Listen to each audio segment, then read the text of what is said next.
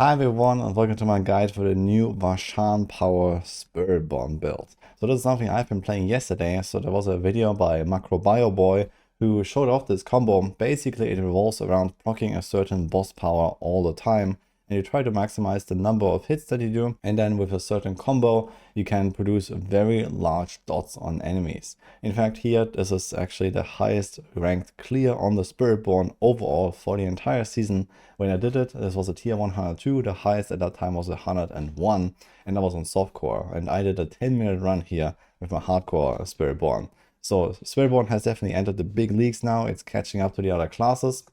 And for example, here's like my screenshot that I posted here on X. So that was my #1 run here. And of course, this is not really fully optimized. I literally just went, leveled my glyphs basically, did like one run and just kind of sneaked in a clear basically. So we're gonna see probably people going all the way up to like 110 of this very soon. There's already the 105 for example, and these are still pretty potato clears. So overall, it's looking pretty good, and Spiritborn has caught up to the rest now. So that's pretty fun, and I'll show you what this is all about. Basically what happens is you can use the Flesh Reaper's Disruption main power, which stuns enemies when you hit a vulnerable enemy. The stun is not really that relevant, but what is relevant is that this triggers every time you hit a vulnerable enemy.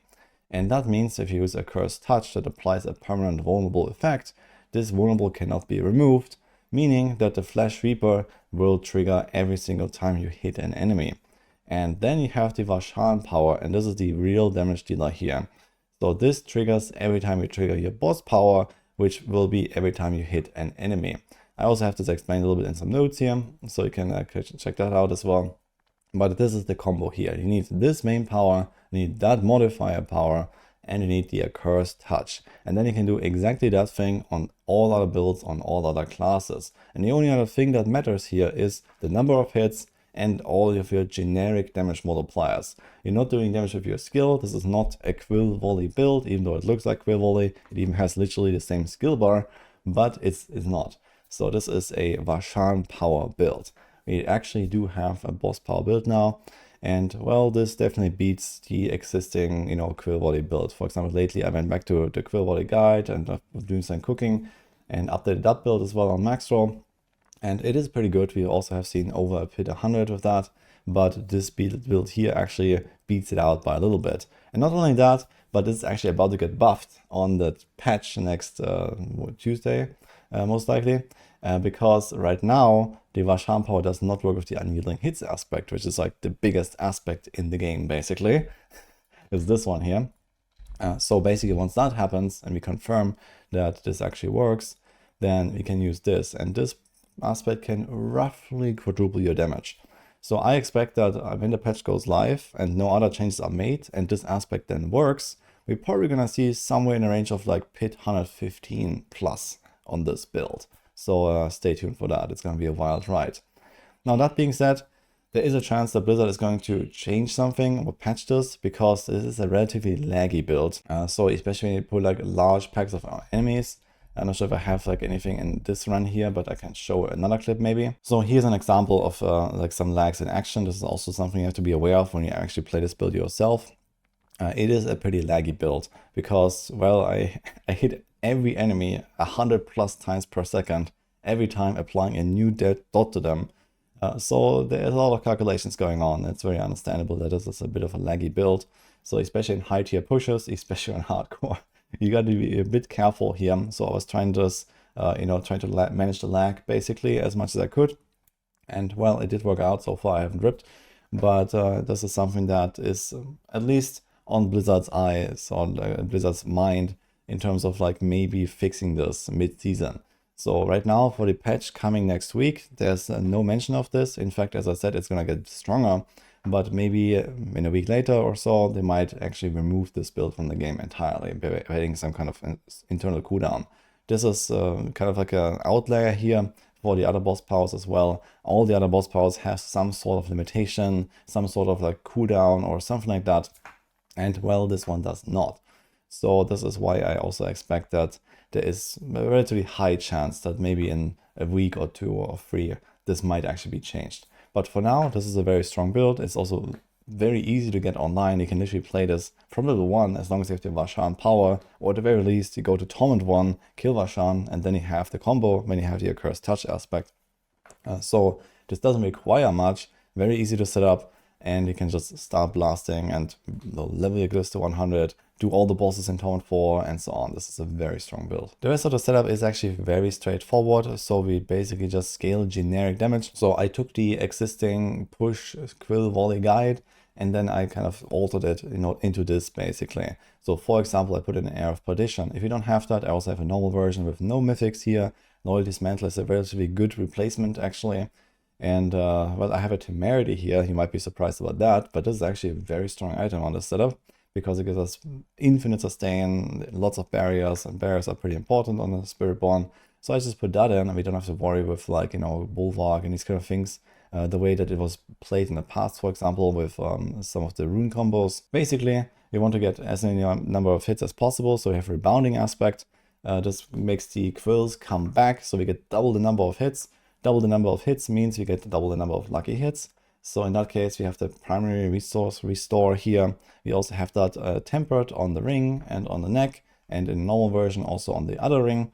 So like this, you can never run out of resources basically, even when you proc their Quacks rune all the time. I have Ahu Quacks and I can basically proc this on cooldown. So I have pretty much permanent Quacks uptime for 100% extra damage. That's a lot of extra damage you get here. And it can happen sometimes on a boss fight where you have only one target that you spend all of your resources with the Quacks rune and then you don't get resources back from all the lucky hit procs, but it's actually relatively rare because we have so much lucky hit, so many hits. There's almost always one of the quills that procs one of these resource restores. But if you feel like too annoyed by the boss fights especially, and sometimes the Quacks just leaves you empty, you just remove that rune, put another one like a Ohm rune or a Fool rune. I was running mods for the Dark Shrouds, for example. There's a bunch of other options here basically to solve resources very easily because you don't actually spend very much. So you can do that. You can also do a Lam rune that actually gives you resources back, so maybe get this setup rolling at the start. So various things. Just something that I wanted to mention specifically because it can happen, especially in boss fights where you don't have resources for like a half second to attack. But there are ways to get resources even when that happens. For example, Scourge just slowly fills up resources. So whenever I run out and I don't have anything, I just wait a half a second or so and then I can attack again and it's fine. So this is kind of like a fail safe here for the setup. But yeah, the rest is basically just trying to get more damage.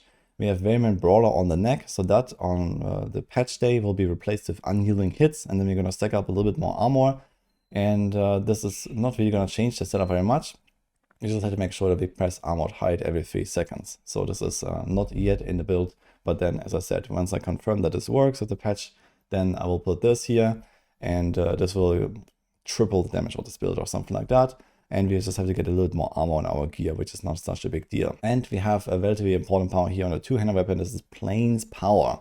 This spawns these Mystic Circles, and you want to stand on those Mystic Circles because, well, we have 14 Ferocity stacks, and every one of them gives us a 25.3% damage multi.